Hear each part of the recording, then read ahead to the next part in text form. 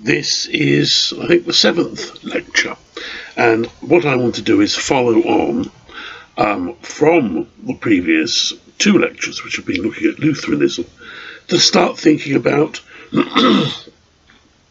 how educated people, the sort of people that wear caps like this, how educated people responded to Lutheranism, and to start looking at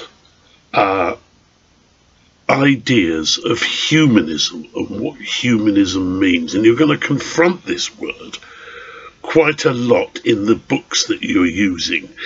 And it's worth pointing out that it doesn't mean in the context of the 16th century what it means in the context of the 21st century. Now, every so often you'll find on a sort of Sunday broadcast in the afternoon or something, you'll have a person saying, I think of myself as being a humanist. Now, what he means by that is that he's an atheist who believes in being nice to people. That's what a humanist is today. It's intellectually specious, actually, because why on earth should one be nice to people? Why shouldn't one be very nasty to people? Unless you have some sort of foundation which teaches you to be nice to people, you may as well be nasty to people. It's only the law that stops me being particularly unpleasant. Humanist does not mean in the 16th century somebody who's an atheist and goes around being nice to people. Humanist actually has a lot to do with universities. And I have put up on the Moodle site a wonderful picture of a university lecture in progress at the University of Bologna circa 1350. And it has a wonderful picture and images of very bored students sleeping, a lecturer droning away from the front of the class, and quite a lot of, we're always told that students go to university about the age of 14. But clearly there are a lot of mature students in the audience that you'll see on the Moodle site. They've all got very full beards, and quite a few of them are chattering among themselves. Of course, the audience is entirely male. What do universities teach? Universities teach 3 things. The BA is essentially 3 undergraduate course is 3 subjects. The first is grammar. Grammar is how to write Latin, the rules of Latin composition, the rules of Latin grammar, as it suggests, how to put a sentence together and not make put the wrong case endings down and that sort of thing. There's an awful lot of Latin to learn. That's grammar. Logic is essentially about logic. It's how to construct a logical argument, and they've all got they're really quite advanced in terms of formal logic, the ability to construct syllogisms, to construct truisms, to construct fallacies, to be able to examine an argument from the point of view of its internal coherence. It's quite sophisticated. And for most of the Middle Ages, those are the 2 things that people study. There's a third topic, it's called rhetoric. And rhetoric is about how to communicate effectively and well and in a sophisticated form. And the idea is that you learn a sophisticated form by studying old classical texts. You look at how Virgil puts it together. You learn how Cicero and Martial and Ovid construct their prose and their verse, and you attempt to emulate it. And during the course of the 15th century, rhetoric suddenly becomes the most important part of the curriculum. It's been looked down upon because it was mostly pagan authors, i.e. pre-Christian or non-Christian Latin writers. It had been looked down on. Now in the 15th century it acquires a new salience, and what people study is what they call literae humaniores, human letters, literae humaniores, and that is contrasted to divine letters, which of course is the Bible and religious works, the saints' lives and things like that. Literae humaniores is the origin of the word humanist. A humanist studies human letters, pagan letters, classical authors, and they not only study them, but they edit the texts.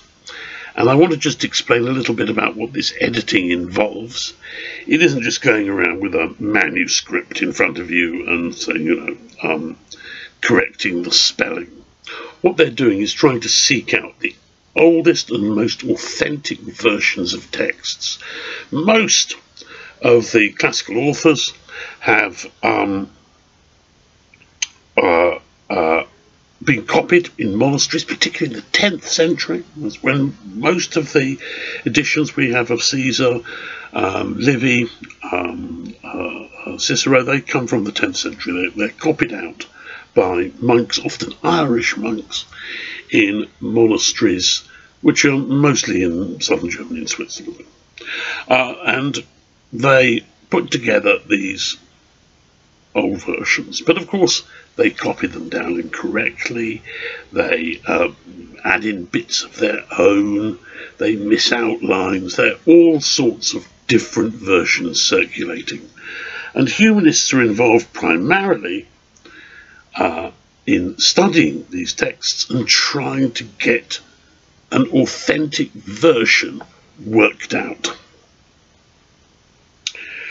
And that means that they are thoroughly imbued with classical literature. They understand how it works, they understand the relationship of X manuscript to Y manuscript, and they know the contents very well.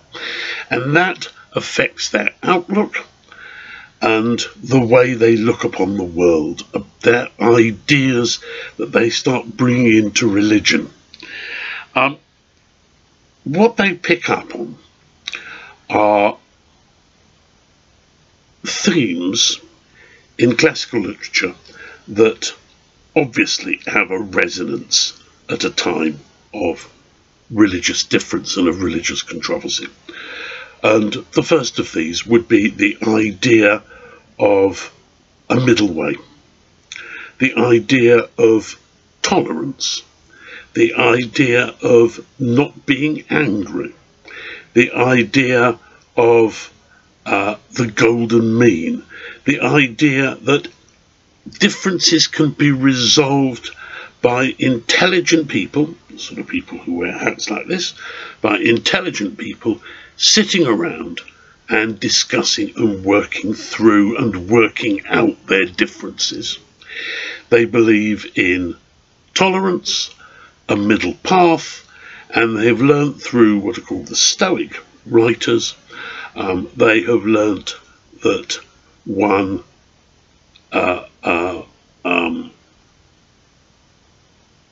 keeps the passions under control. And one of their objections to Luther is that he's passionate. He shouts too much. He's too enthusiastic, altogether too keen. And they therefore advocate a much more dispassionate approach towards differences. That's the first point. And the second point would be, of course, what they're reading in Virgil And what they're reading in the classical writers of the 1st and 2nd century is pro-imperial stuff eulogizing the Roman emperors, and none more so than the Emperor Augustus. In the reign of the Emperor Augustus, as Virgil will tell us, the doors of the temple of war are closed. Peace has been brought to the world. And humanists look at that idea and they think in terms of supermonarchs, emperors, who regard it as their duty to bring peace and tolerance, which means that very many of them will back the Habsburg idea. Many of them will back Charles V, the super emperor, ruler of the world, and they will argue that his mission is the same mission as Virgil understood when he was writing in the 1st century AD. And they will talk about world dominion, world monarchy. And one of their favourite themes is peace among Christians.